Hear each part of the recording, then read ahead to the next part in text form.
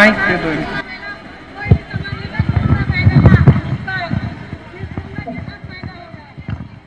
क्या कह रही हैं? कह रही हैं महंगाई इतनी बढ़ गई है।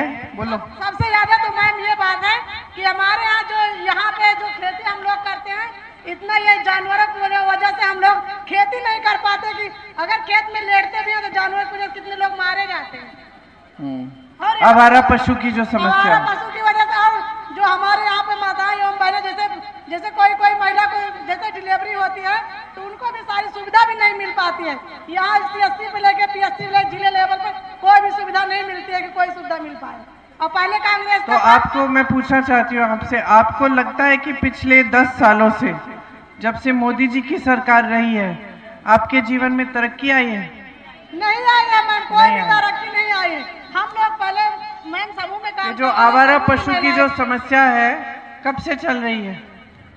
जब से मोदी जी आए हैं तब से ये समस्या चल रही है इनकी सरकार से। पहले हम लोग पहले राहुल भैया चलाते थे, समूह चलाते थे, उसमें आप समूह में थी? जी मैम, कितनी भी सारी महिलाएं काम।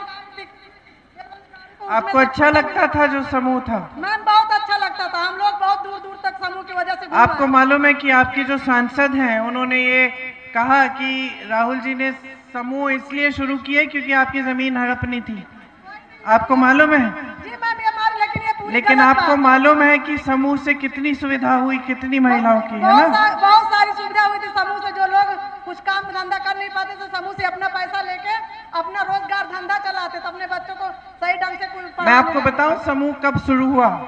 मैं एक बार यहाँ पे, याद है आप लोगों को, याद होगा, अब पता नहीं है ऐसा होता है कि नहीं, लेकिन जब गर्मी का मौसम होता था तो आग जल जाती थी गांव में, याद है? क्योंकि छप्पर ज्यादा होता था।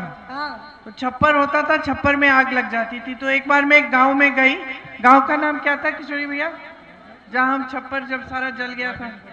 गाजनपुर देवरिया में गई और वहां पूरी आग लग गई थी और महिलाएं बहुत दुखी थी। जो भी सामान था बेटी की शादी के लिए रखा हुआ था, बोरे में अन्न रखा हुआ था, सब कुछ जल गया था।